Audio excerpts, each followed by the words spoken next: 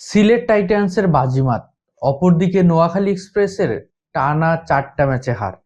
কোনোভাবেই যেন হচ্ছে না, কোনোভাবেই যেন প্রপার এক্সিকিউশনটা কেউ করতে পারতেছে না, কোনোভাবেই যেন দলের হালটা কেউ ধরতে পারতেছে না।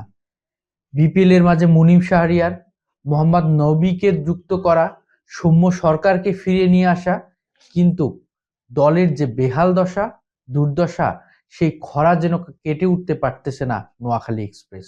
এবারের বিপিএল এর প্রথম দল হিসেবে যখন যুক্ত হলো, যেভাবে নোয়াখালী এক্সপ্রেসকে নিয়ে মানুষের মাঝে একটা এক্সপেকটেশন ছিল, যে একটা হাইপ ছিল, কিন্তু পুরোপুরি নোয়াখালী এক্সপ্রেস সেই নামের প্রতি যেন সুবিচার করে উঠতে পারতেছে না।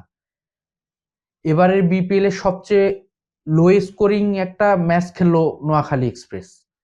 61 রানে অল আউট হয়ে গেছে, 100-র নিচে, এবং যেখানে 6 উইকেটের জয় তুলে নিয়েছে সিলেট টাইটান্স। বলতে গেলে 9 জন ব্যাটার সিঙ্গেল ডিজিট আউট হয়েছে নোয়াখালী এক্সপ্রেসের। মুনিম শাহরিয়ার রান আউট হয়েছে, এবং সৌম্য সরকার এবং হায়দার আলী কেউ যেন রানে ফিরতে পারলো না। মোহাম্মদ নবীকে ফেরালো আফগানিস্তানের আরেক বোলার আজমতুল্লাহ মোর্জাই। আইএল টি-20-তে মোহাম্মদ নবী যেভাবে চ্যাম্পিয়ন দলের একজন খেলোয়াড়, কিন্তু বিপিএল এসে সেই রিদমটা যেন ফিরে পাচ্ছে না মোহাম্মদ নবী। 1 রানে আউট হয়ে গেলেন। 34 বল বাকি থাকতে নোয়াখালী এক্সপ্রেস অল আউট হয়ে যায়, এবং 61 রানের মধ্যে অল আউট হয়ে এরকম লো স্কোরিং একটা টার্গেট দিয়ে সেই ম্যাচটাকে প্রতিদ্বন্দ্বিতা করা, আসলে সেরকম কিছু থাকে না, এবং নোয়াখালী এক্সপ্রেসের বলাররা সেরকম প্রতিদ্বন্দ্বিতা করার মতো কিন্তু সেরকম কোনো সিচুয়েশন তৈরি করতে পারেনি। যদিও দলীয় 1 রানের মধ্যে প্রথম উইকেটের পতন ঘটে।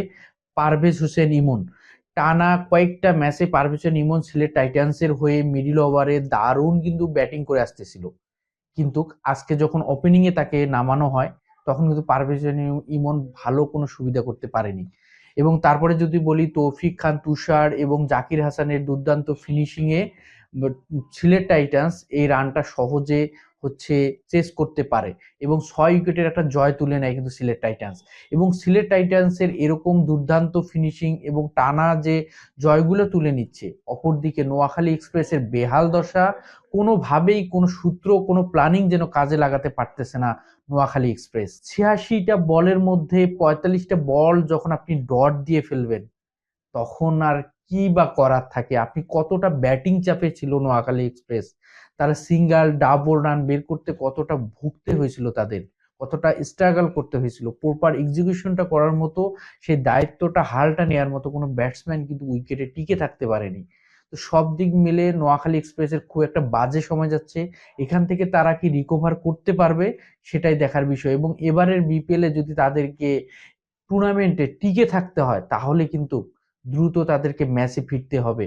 এবং রান রেটে যেভাবে তিনি পয়েন্ট টেবিলের তলানিতে, রান রেটে অনেকটা নেগেটিভ মার্কে, সেখান থেকে কামব্যাক করাটা নোয়াখালী এক্সপ্রেসের জন্য অনেক বড় চ্যালেঞ্জিং। আল্লাহ হাফেজ।